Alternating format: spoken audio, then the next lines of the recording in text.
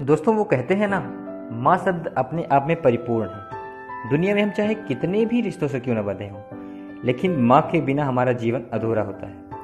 हर रिश्ते को आपसे कुछ पाने की आस रहती है, लेकिन माँ और संतान के बीच केवल एक ऐसा रिश्ता होता है जिसमें माँ अपने संतान को जीवन पर्यंत सिर्फ देना जानती है। माँ भूखी तो सो सकती है, लेकिन कभी भी अपने संतान को भूखे पेट सोना सपने में भी नहीं देखना जानती।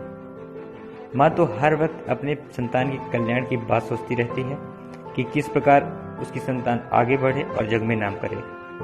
तो आइए दोस्तों, माँ के प्यार से जुड़ी हुई एक महान वैज्ञानिक थॉमस एल्वा एडिसन की कहानी सुनते हैं। एक दिन थॉमस एल्वा एडिसन स्कूल से अपने घर आया और स्कूल से मिले हुए एक पत्र को देते हुए माँ से बोला, माँ, मेरे शिक्षक ने यह पत्र दिया है और कहा है इसे केवल अपनी माँ को देना।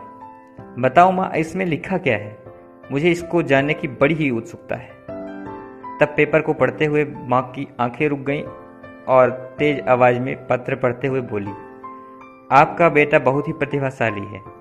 यह विद्यालय उसकी प्रतिभा के आगे बहुत छोटा है और उसे और बेहतर शिक्षा देने के लिए हमारे पास काबिल शिक्षक ही नहीं है। इसलिए आप उसे खुद पढ़ाएं या हमारे स्कूल से भी अच्छे स्कूल में पढ़ने भेजें। ये सब सुनकर एडिसन अपने आप में गर्व करने लगा और माँ की देखरेख में पढ़ाई करने लगा। दोस्तों, एडिसन की माँ की मृत्यु के कई सालों बाद एडिसन एक महान वैज्ञानिक बन गया और एक दिन उसने अपने कमरे की सफाई करते हुए वही पत्र मिला।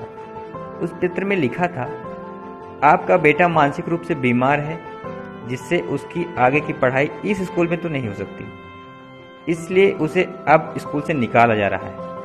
दोस्तों, इसे पढ़ते हुए एडिसन बहुत ही रोया और भावुक होकर अपनी डायरी में लिखा कि थॉमस एडिसन एक मानसिक रूप से बीमार बच्चा था, लेकिन उसकी माँ ने उसको एक सदी का महान वैज्ञानिक बना दिया। दोस्तों, जीवन में हम क्या हैं, कैसे हैं, यह महत्वपूर्ण नहीं है, लेकिन अगर अपने ऊपर माँ की ममता और प्यार हो तो मानसिक रूप से बीमार बच्चा भी एक महान वैज्ञानिक बन सकता है। दोस्तों, इसी के साथ हम वीडियो को समाप्त करते हैं और हमारे सभी दर्शकों को मातृ दिवस की बहुत बहुत शुभकामनाएं देते हैं।